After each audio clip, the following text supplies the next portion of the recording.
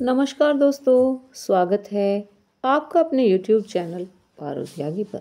तो दोस्तों, आज हम एक ऐसी कथा सुनेंगे जिस कथा में भगवान के प्रति भक्त का अटूट प्रेम है।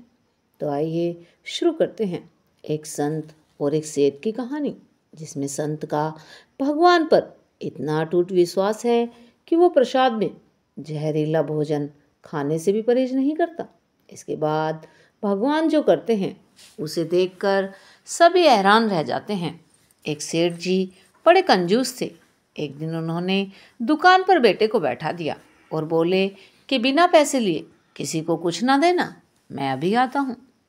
तभी अचानक से एक संत आए जो अलग अलग जगह से एक समय की भोजन सामग्री लेते थे।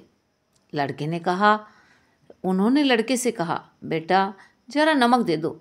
लड़के ने संत को डिब्बा खोलकर एक चम्मच नमक दिया। अब सेठ जी आए तो देखा कि डब्बा खुला पड़ा था। सेठ जी ने कहा कि क्या बेचा? तब उसके बेटे ने बताया कि एक संत जो तालाब पर रहते हैं उनको एक चम्मच नमक दिया था। अब तो सेठ का माथा ठनका।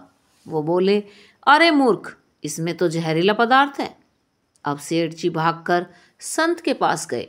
तब तक संत भोजन बनाकर भगवान का भोग लगाकर खाने की थाली लेकर बैठ चुके थे। सेठ जी दूर से ही बोले, महाराज रुकिए, आप जो नमक लाए थे नमक नहीं था बल्कि जहरीला पदार्थ था।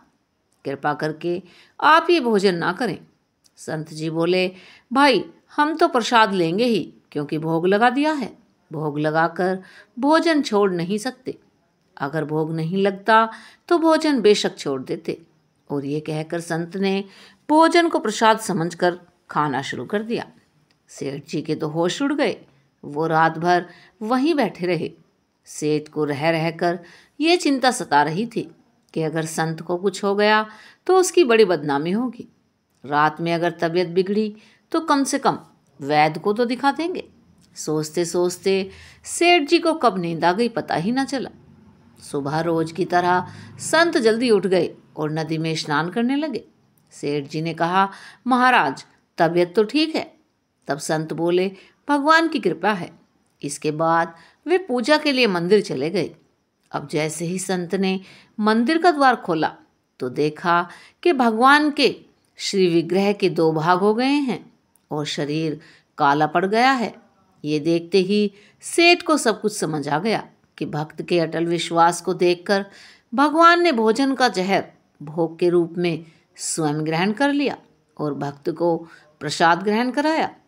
इसके बाद सेठ ने तुरंत घर जाकर बेटे को दुकान सौंप दी और स्वयं संत की शरण में आकर भगवान की भक्ति करने लगे। तो बोलिए राधे राधे।